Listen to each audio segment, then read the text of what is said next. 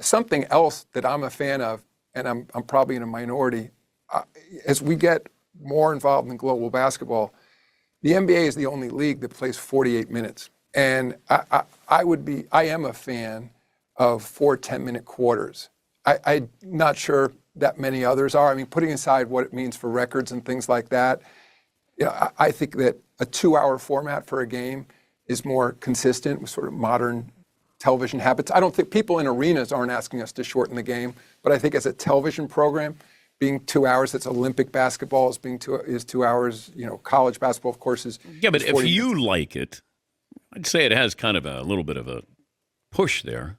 Yeah, but it's such a dramatic change. This makes so much sense. It's actually insane because you say it has an impact on records. In my opinion, this is one of the few changes that actually wouldn't impact records that much. Because what players are playing 40 minutes right now? None. Like there's probably some on the Knicks, but like Josh Hart's probably playing 40 minutes, but he's already playing 40 minutes anyways. So it's like the numbers don't really get messed up. If anything, they'll probably like flatten out to a more reasonable level just because across the board, on average, health of players is going to go up because their overall load is probably going to get reduced. It's like this makes so much sense. And the complaints about like NBA games take so long. It's like, yeah, all of a sudden they go from, 2.5, 3 hours sometimes. I turn on the 10:30 games, the West Coast games that start at 10:30, and they're not done till almost 2 a.m. sometimes. And I get so pissed. But a 2-hour NBA game, that's heaven to me. This is a great idea. I think one thing that he said in there, shout out to the Dan Patrick jump scare, by the way. Wasn't expecting to hear him. Love me some Dan Patrick. I think one thing that he said he's so good. He's great. One thing that was interesting was fans that are at the arenas are not asking for the games to be shorter. I've experienced anytime I go to an NBA game that it goes by really fast and that it kind of sucks when it's over. But when you are at home, to Alex's point, it takes forever. So that is a little interesting juxtaposition. The other thing, my brain immediately snapped to this.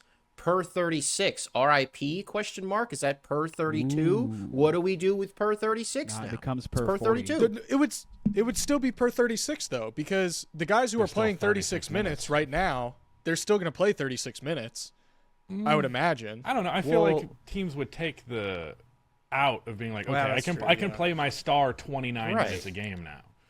Yeah. I disagree. I think this move makes NBA benches about 50% as valuable because there's about 50% as much bench time allotted. It would mean less time for the lower tiered guys, especially in a playoff setting. But I also think that teams would take full advantage of, okay, there's less minutes. I'll still play him. I'll play him, my star, slightly less because of that. If Ja Morant is getting 30 minutes a game, which he currently is, and then there's only 10 minutes left at point guard, that means Scottie Pippen Jr.'s impact is cut from 18 minutes to 10. So, that's crazy, Yeah, I mean, if you think of it like this, if your best play, if Luka Doncic is playing 36 minutes a night, that means there's, in a 48-minute game right now, there's 12 minutes where the Mavericks don't have Luka Doncic on the floor that they need to figure out.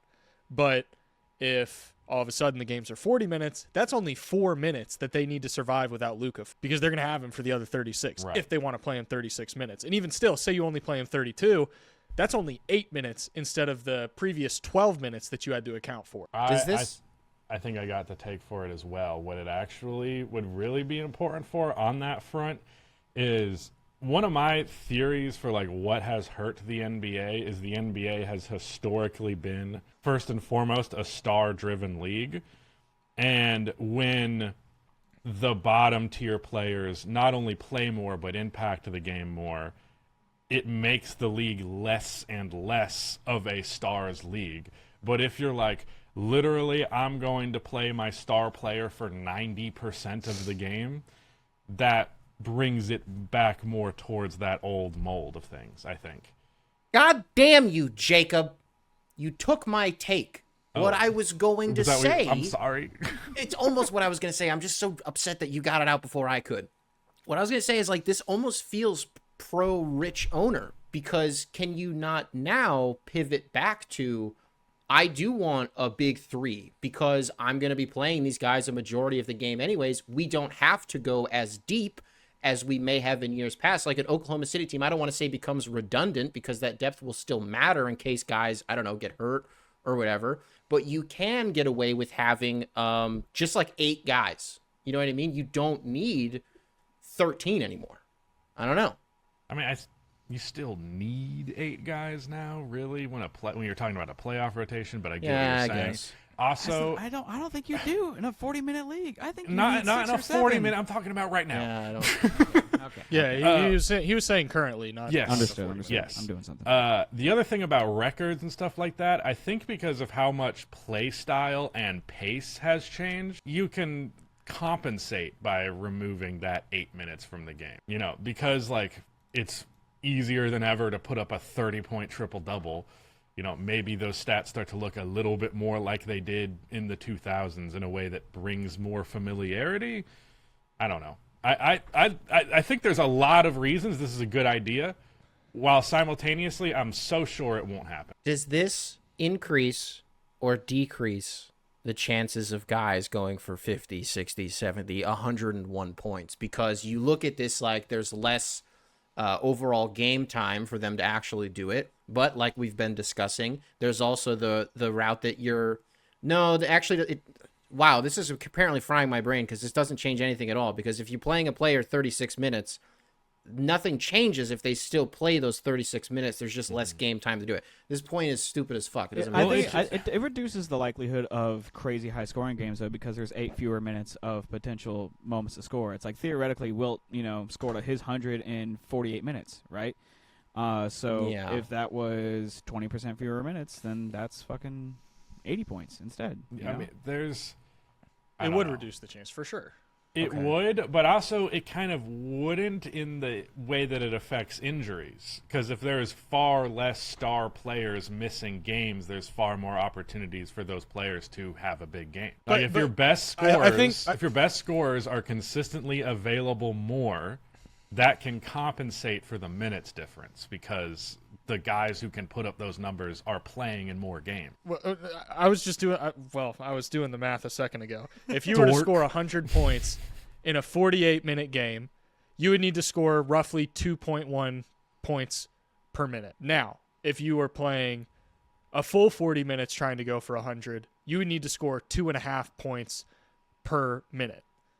And I think that you think about it, it's like, well, the difference between 2.1 and 2.5 isn't that big, but I think it's probably bigger than it sounds just because like 2.1 points per minute, that means every minute you're either making a 2 or a 3.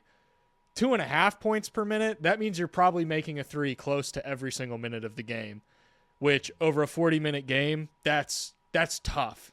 That's like 23s in a game. You would probably need to hit 23s in a game. Who was it? Dame? On top of 2s. I'm Dame okay that with they had. less scoring. I'm okay if we go back to box scores starting in the 80s and 90s. That's chill with me. Dame had 6 points in 1 second the other day.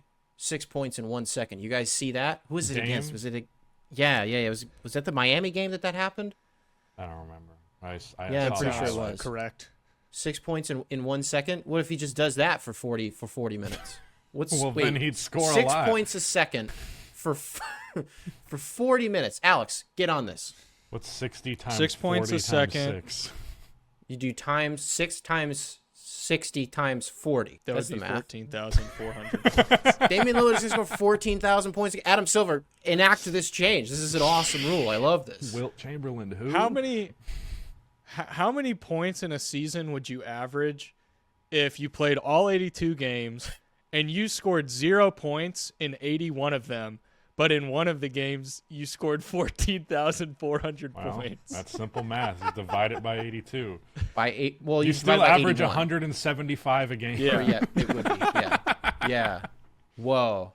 And then you also, in the span of one game, climb, thousands into the ranks of all-time leading scorers. Where does that put him? Like Carmelo? Right. That gets you into the top Yeah, 50. puts you pretty high. Yeah. Yeah, that's... Does that player make the All-Star game if they do it in the first game? Right, well, it depends. Yeah, that's... I was just thinking about that recently when I was looking... Obviously, far less ridiculous, but I was looking at, like, Tim Hardaway Jr.'s shooting numbers on the season, and like he was at 33% from three, and he had 3 games where he just didn't miss, and a game where he went 7 for 8, and he was at 39.5. And I was like, wow, you can just have 3 games, and you've gone from a bad shooter to a great one. Statistically, anyways. Can be awfully deceptive. But Rudy, we got some trades to run through today. Isn't it a week from today that the deadline is going to be here? Yes. That we're taping this at least. But Very first, funny. You're right next to me, but it's very funny seeing this very tiny window that you're talking out of. yes. So I saw one comment that was like, "I like the show better when Rudy was on it," and I was like, "Well, I'm still on it. I just want to be smaller." So I made myself physically smaller on the screen to demonstrate my new role in the podcast. Alex, walk us through this. What are you thinking? So this trade is mostly based around the picks, and I should add the caveat that put whatever picks you want. It doesn't matter.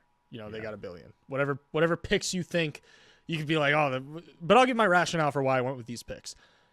That Philly pick is we'll see. That Philly pick is looking like it will convey because I don't think they're quite bad enough where they're going to be, in that 1 through 6 range in the draft. I think this pick is probably going to end up in the Thunder's hands. So that's, it's going to be a lottery pick most likely. And if not a lottery pick, it's going to be just outside of the lottery, which, top 20 pick, that's a pretty good pick. Especially in this draft, it's a pretty solid draft class. The 2026 pick, that LA Clippers pick, guys, I think, we've kind of said it for a few years now where the Clippers are on thin ice. I think this year they're a good team. They're fine. They're a playoff team. Next year, though, I'm like, I don't know what they're going to do. They can probably keep spinning the wheels with Kawhi and James Harden and see how many games they can get them healthy for. But outside of that, there's not a ton of upward mobility for this team. And I think they have a lot more room to go down than they have room to go up. So that pick is looking pretty juicy. And then the 2028 Denver pick, this is, again, another pick where I look at it and I'm like, Denver is going to be a contender for a while as long as Jokic is good. But 2028, that's 3 years from now. How old is Jokic? 29? Yeah. Right. I'm not saying Jokic is going to drop off a cliff, but I don't know what their supporting cast is going to look like. I don't know what kind of approach they're going to have to take to team building. Anymore. I would be shocked if he doesn't spend his whole career in Denver, but yes, it's entirely possible that, the 2028 Denver Nuggets look completely different. So that pick, I'm like, you can throw that as like, yeah, that's why the 6 through 30 protection, it's like, I don't think Denver's going to be bad enough to where they just are not even a playoff team.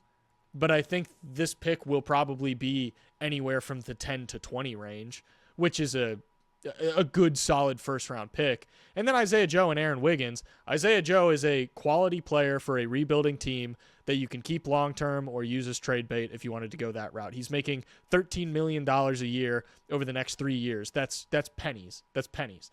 Aaron Wiggins, next 4 years, $10 million a year. He's a quality player who you can just throw out there next to whatever. If they get Cooper Flagg this year, they've got Aaron Wiggins and Isaiah Joe who can immediately be impact players next to a Cooper Flagg. Mm-hmm. If you get your franchise star, boom, you've already got 2 players right there who you can keep around and start working towards playoff contention with.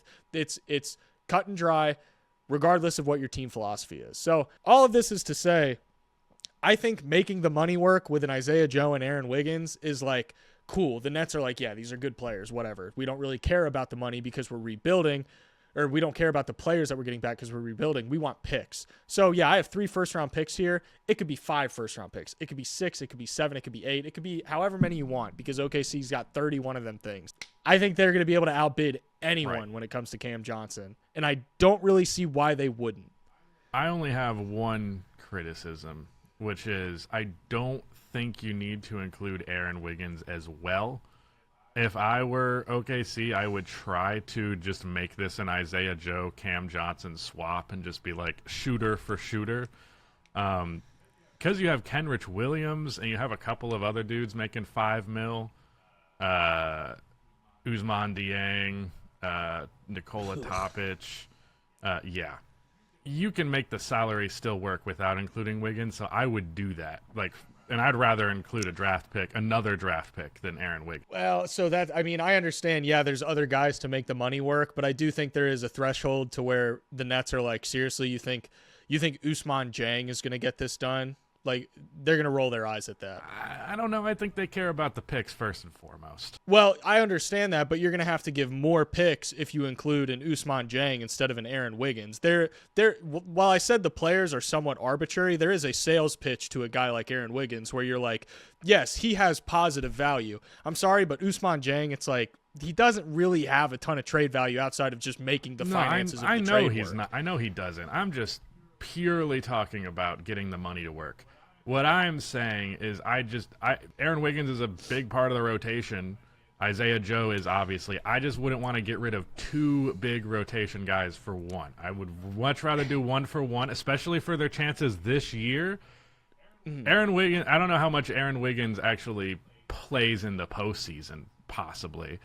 But well, that's the thing I was going to say is Aaron Wiggins, I'm sorry, is not a very good defender. And that's kind of the issue here is like, Right. Yeah, you're losing Isaiah Joe and Aaron Wiggins who are positive offensive contributors. Aaron Wiggins is definitely more in there for like spark off the bench, just get you a bucket every now and then. Not saying he's like a horrible defender, but yeah, I've just watched enough of Aaron Wiggins, make some bad mistakes defensively this year to where I'm like, Cam Johnson's a pretty clear upgrade. Same with Isaiah Joe. And Isaiah Joe, he's good, but he's not the shooter that Cam Johnson is. These guys are both streaky shooters. Cam Johnson is like consistency, and he's got the supplementary stuff that he can do that these other two guys. Counterpoint, and Nick, I think you'll appreciate this as making our Cam Johnson trades more theoretically possible later in the show. But what if the Thunder are doing so good this season that they decide to stand pat and are like, we're not going to risk shaking it up. We don't want to fuck up our rotation. I just don't. If you want to have that perspective, I don't think they have that perspective. I don't think they're like, fuck, our season's over if we trade Isaiah Joe and Aaron Wiggins. I think in general, the depth for OKC has been a little bit overrated in the sense of how important it is for them. It has mattered to get them as good as they have been in this regular season, but when we get to the postseason, it's primarily the fact that you have Chet, J-Dub, and SGA. Like, it is based on those guys, and then it's like, how is everybody else going to play around that? That's what I care about. Isaiah Hartenstein's going to do a great job of that. I think Cason Wallace and Lou Dort will do a good job of that. After that, anybody else on that roster can go. Cason Wallace could also go for the right price. So could Lou Dort theoretically, but it seems like Mark Daigneault has a Lou Dort fetish, so I don't think that's going to happen anytime soon. But I don't think Cam, this is as safe of a trade as you could possibly make for a team like this. I really don't think this hurts them at all. By the end of the deadline, I think we're going to be looking at the Nets front office like pretty positively because ultimately Cam Johnson, very good player. They're going to get a return on him like he's a truly great player, if that makes sense.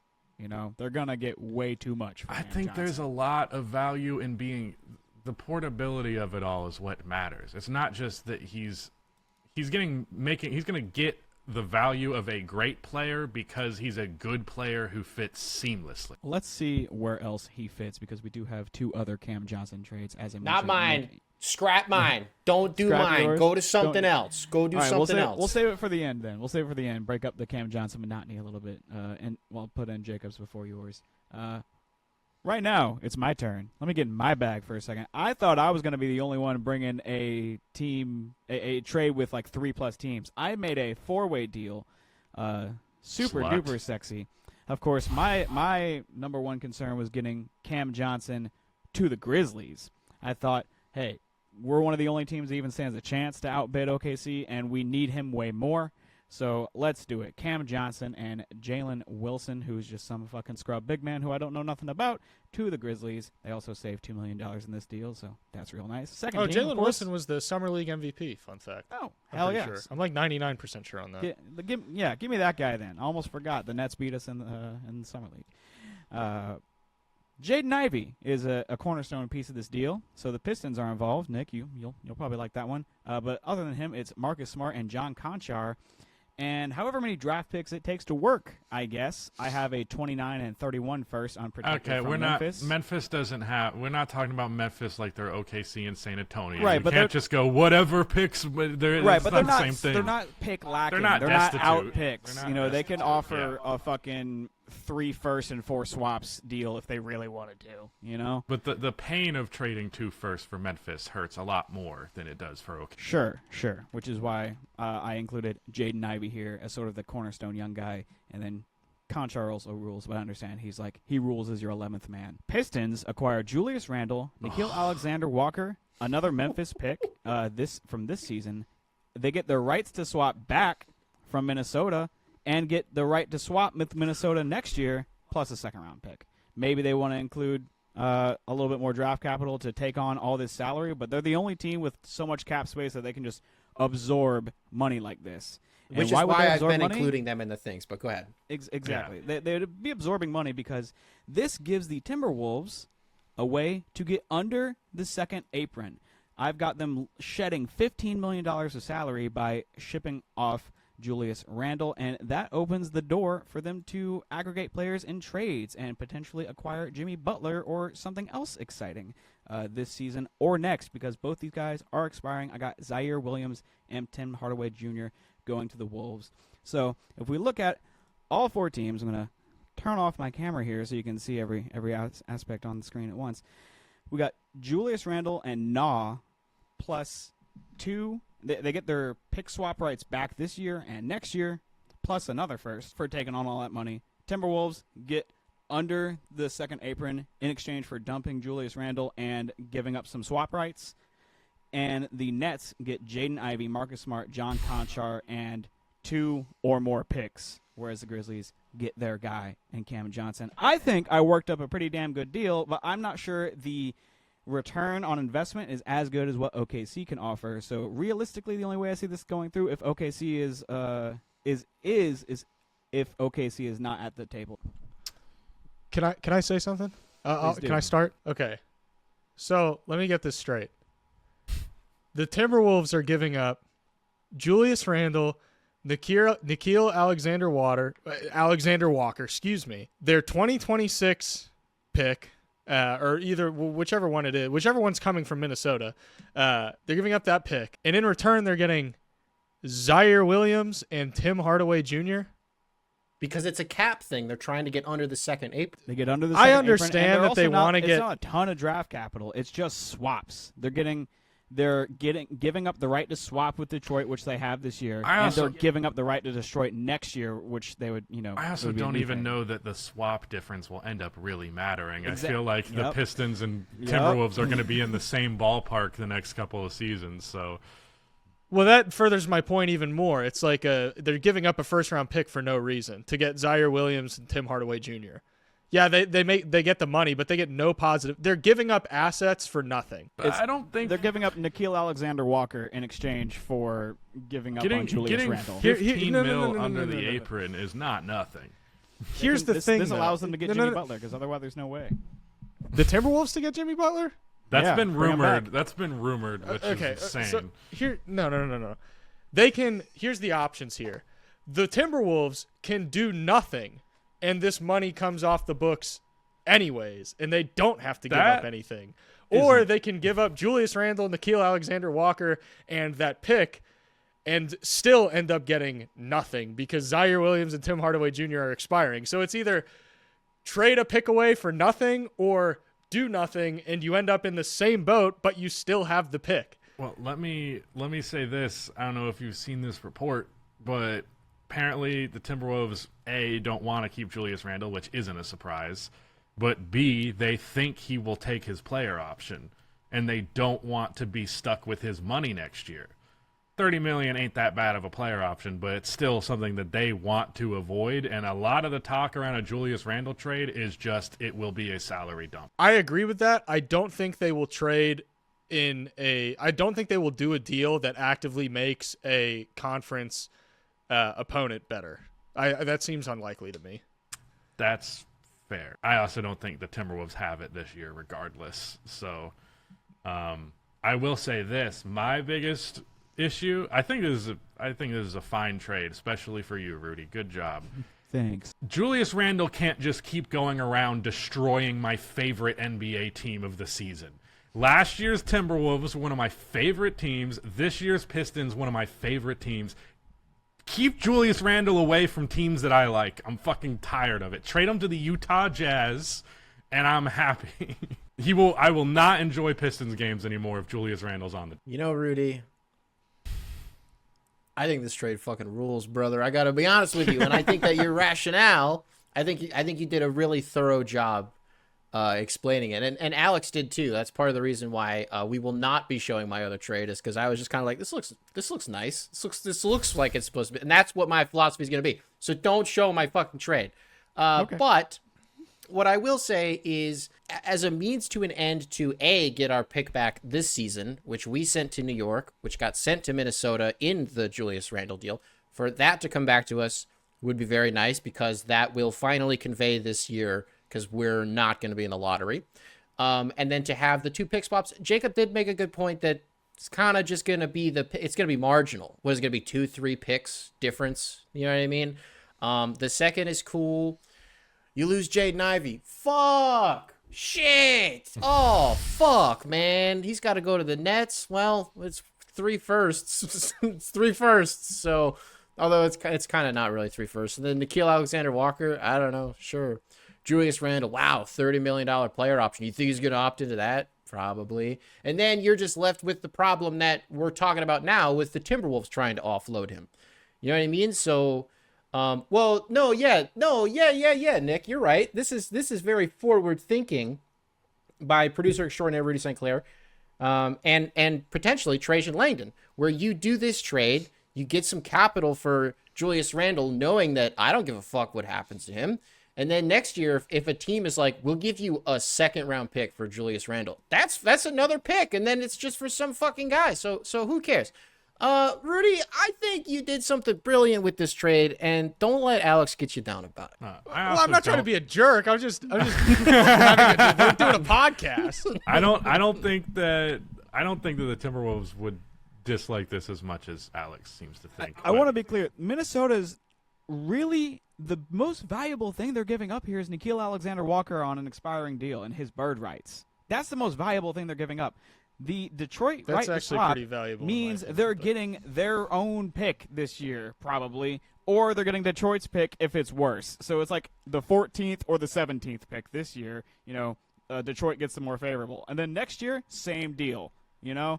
And so it's just a 2nd-round pick and Nickeil Alexander-Walker are the price of financial taking freedom on of getting off. Yeah, this enables them to do something that they can't otherwise do: make a trade where they use more than one player at a time this season. If they do this, they can aggregate 5 players on the roster right now to get Jimmy Butler if the money works. They can trade away DiVincenzo and Jaden McDaniels and Mike Conley to whatever other money works to get Jimmy Butler or make some other big swing to try to salvage this season. And it, opens them up this They're not upcoming getting Jimmy offseason Butler to retool. I think everything you say, Rudy, about why the Timberwolves do this makes sense if this is the only possible trade that they could make.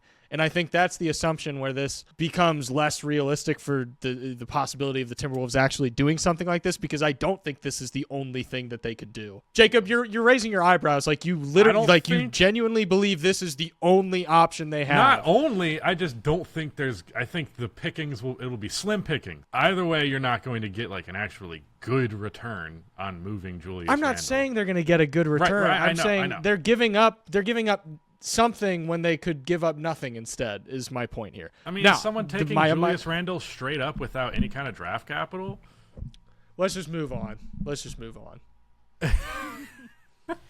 guys are just going to ask the same questions over and over that I've already answered, so let's just move on to the next trade. This is But really that's two not the trades same just, question. hodgepodge That's not together. the same question. Is anyone taking Julius Randle without something else? You have to attach assets to get rid of Julius Randle, but I don't think they do it when the return is 2 players that they can't keep around long. Because if you're going to attach Nickeil Alexander-Walker, who, listen, I understand that he's on an expiring deal, but having his bird rights is not nothing. Like, they can re-sign him, and for a team that's in financial hell right now, having players' bird rights is extremely important. Yeah. That's one of the most important aspects in this new luxury tax era, is having players' bird rights, because otherwise you don't have a ton of flexibility. Yeah, this gets them under the second apron, but they're still in tax hell. They're still in financial hell because they have Rudy Gobert's contract. They're still in financial hell because they have Anthony Edwards' contract, which isn't a bad contract, but it does hamstring you a little bit. And if Julius Randle, say he does opt into that player option, that's going to complicate things even more. But I still think, you can move him later on if you need to. And if he doesn't, then you're still free without giving up anything. I think keeping Nickeil Alexander-Walker, and yes, that pick is like kind of a whatever pick, but I still think like this doesn't do anything for the Timberwolves that they either A, can't do elsewhere, or B, don't need to do. Like, it's just, it doesn't do a whole lot for them, in my opinion. I think they'd be wise to just wait to the offseason, see if he picks up the option, if he does trade him then. Wait, what the fuck? So All you this then pushback. you circle back to what Alex said at the 10 minutes ago. I didn't say push the button on this trade right now. I was just defending it, making You said some this is the sense. only thing they can do. I did not! Well, find the word me saying only. Where did I say the word? This is the only thing You said it with your eyes, Jacob. You said it with your eyes. I said it with my eyes. I saw those eyebrows raise. We've gotten to the part of the program where Alex is so riled up that he starts cussing. So we're gonna need to start. We're gonna need to do a different trade now. Yeah, my eyebrow raise, I thought you were just implying. No, never mind. We're done. Let's do my trade. Your turn. Jesus Christ. All right, I went a little goofy with this one. The Warriors have been rumored to be interested in both Jimmy Butler and Nikola Vucevic. So I was like, what if you banged both of these out at the same time? So the Bulls are getting back Gary Payton, Kevon Looney, and Moses Moody. Moses Moody is the asset there for the Bulls. They're getting a young player who's pretty good and could use a change of scenery. I don't know what the fuck Nick's doing, but I'm going to keep talking. He's counting the O's in the name. Is that what he's doing? No, I'm counting how many goddamn players the Warriors are giving up just to give 2, but I'm listening to you, brother. Keep going. Here's the thing. Here's the thing. Only 4 of those players are like key rotational pieces. You could argue it's really 3 even. I don't know. It depends how much Looney plays. That kind of varies. But Andrew Wiggins, Jonathan Kuminga, Moody, and Looney are like Moody and Looney. That's funny. They're the only ones who. So you're really trading 4 actual real rotation players for 2 who are way better. You're also trading some draft picks in this, which I found out the Warriors have literally all of their draft picks, which if I was Steph Curry, I would be insulted by that. Be like, the fuck are you guys doing? But I don't think they're giving up any player that significant that you wouldn't rather have Jimmy Butler and Nikola Vucevic anyways. And you think that starting lineup, whether it's Pods, whether it's Buddy as the 2, it's not the best option. But Jimmy at the 3, Draymond at the 4, Vucevic at the 5, who is a floor spacing center. He's shooting like 40% from 3 this year. Do I think this makes the Warriors as good as you would like them to be, like a true bona fide contender? Probably not. But when you consider the upgrade in shot creation and overall scoring here, it's night and day. You would also still have Dennis Schroeder and Trace Jackson Davis off of the bench, so it's not. You still have a backup 5. You still have a backup point.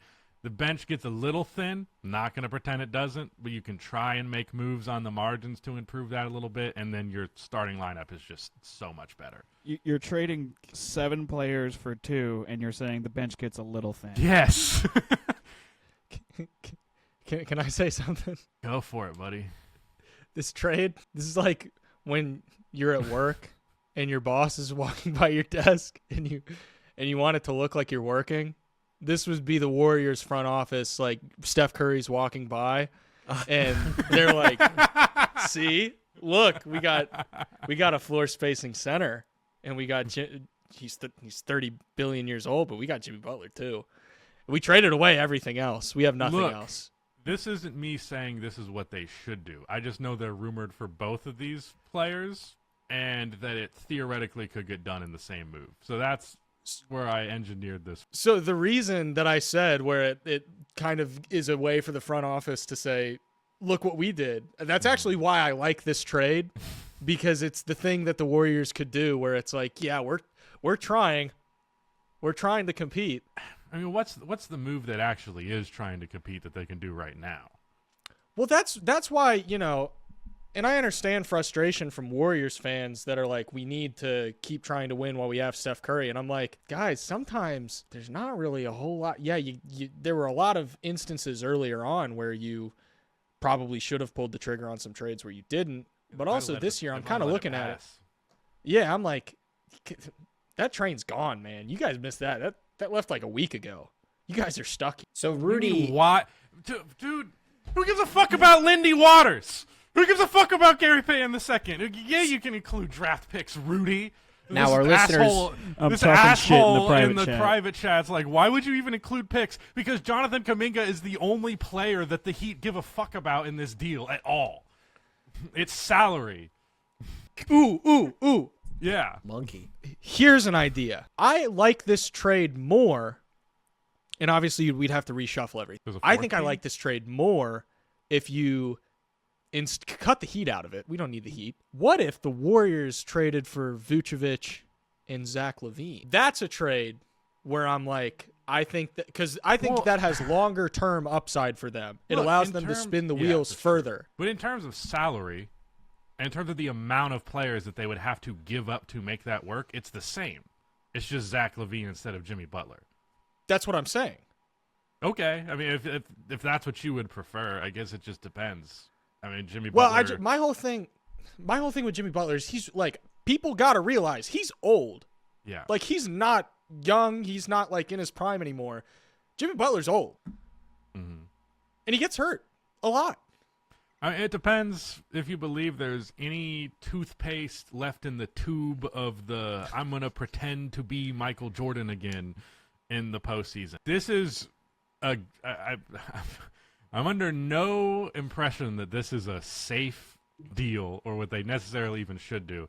I was just like, this is the rumor. Let me find a way to make it work. I don't, do I think it happens? And do I think the big thing that I like that you added the top 10 protection on the 2027 pick, because if I had to guess, in 2027 the Warriors are probably going to be drafted Right. at the top. So I honestly, it's ridiculous in the sense that there's a lot of players moving around, but I've seen crazier trades proposed. I mean, to me, this is this is the type of trade that the Warriors are going to try and make if they try to swing for the fences. And look, they'd be better. It would definitely make them better. And, you probably have a 7-man rotation of dudes who you feel comfortable playing in the postseason, which isn't great.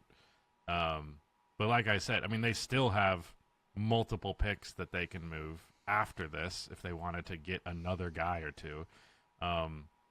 Do I think – I don't think Jimmy Butler to the Warriors is going to make them a contender, but I think the Warriors might think that. Or at least could talk Steph into believing. I think if the Heat get Jonathan Kuminga and 2 firsts for Jimmy Butler, I'm going to jump off a fucking bridge. That's what I think. Hell no. That's perfectly reasonable. I don't Jonathan think so. Kuminga is not that good, man.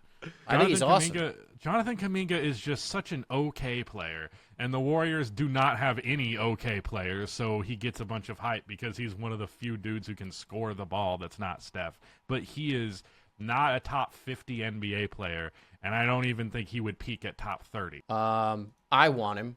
I tried to make a fake trade for Jonathan Kuminga to Detroit. Couldn't really make it work. I So, really okay. don't. I don't like that fit at all if Asar is there. We get another and wing Ron whose Holland, jump too. shot is extremely questionable. It's not even really questionable. It's bad. We're just being nice by calling it questionable. Asar's? It's not that bad this year, but I get what you're saying. So yeah, I guess What? if I'm the Heat, I'm trading What? an okay Jimmy Butler for an okay Jonathan Kuminga. That's what I'm doing. But I get 2 firsts also because of the name recognition, because the brand name Jimmy Butler. Wow, I get 2 first-round Not picks. to for him. mention, Wiggins still a legitimate NBA player. He's Right. still a legitimate NBA player, but he's not Jimmy Butler. My Who's logic Jimmy Butler is in that Jimmy Butler 2025? and Andrew Wiggins are swapping. I mean, We he's have still no good. idea who Jimmy Well, Butler is right. this season because he's been throwing a fucking hissy fit for 3 months. But we know who he's been the last few years. I recognize. 36! He's 35. I recognize that when you get into that age, you're getting even more nervous as the years go on for that player's ability to maintain their production. But he was 21, 5 and 5 last year. Shot 41% from 3, which is ridiculous. But he's barely played this year, so yeah, you can say maybe he's just a fucking skeleton now, or he's still Jimmy Butler. I recognize 35 makes it more likely that he just falls off, but it's also far from guaranteed. Two things. One, this is a good idea, Jacob. Let's put Jimmy Butler on the same team as Draymond Green. That's great for culture. Let's fucking do it. No, let's do it, and let's give up 2 first-round picks in the process of doing it. And then the second piece of this is Top 10 protected.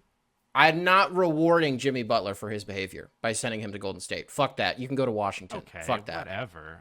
Fuck that. I'm not involving personal vendettas in my trade choices. You don't think Pat Riley's going to do that? That's He's going to my send point. his ass to Siberia. The fuck? We thought Popovich was cold-blooded because Kawhi, I don't remember where he wanted to go, and then he sent his ass LA. to Canada. I don't know where Pat Riley could send Jimmy Butler, but I'm for goddamn sure not sending him to fucking Silicon Valley. I'm going to throw up. You know what Siberia is for Jimmy Butler, apparently, this season? Memphis. Memphis. And There you know go. what would be the equivalent of sending me to Siberia? Getting Jimmy Butler. Because it would it would basically require ditching Brandon Clark, who I think is like one of the most instrumental players to our team, because his salary is so much, and because there's just no way we re-up him for money he wants. There's no way that relationship works out. There's a 0% chance that Memphis trades for Jimmy Butler at the deadline, which I think they put together a package, and Pat Riley was like, I could accept this, and Jimmy Butler was like, if you do this, I'm gonna shoot people with a gun. And Y'all thought Ja flashed the gun. I'll use it. exactly. And I really, really, really hope that doesn't happen, because I think it It won't. completely eliminates our chances this year. It won't. Completely. But I do want to say, cry me a fucking river about Brandon Clark. In the big 2025, give me a break. He's Gonzaga. still the same guy. He's still not. really good. He's not. He recovered from that injury quite well. Quite well. I still love Brandon Clark. We're talking about the Grizzlies. One little thing before we move off of this. You guys see that picture of Ja high-fiving Zach Edey in that motherfucker's hands? It's like Andre the Giant. What the hell? No. Got the biggest hands you've ever seen in your life. It's Rudy, you seen this? You hear about this?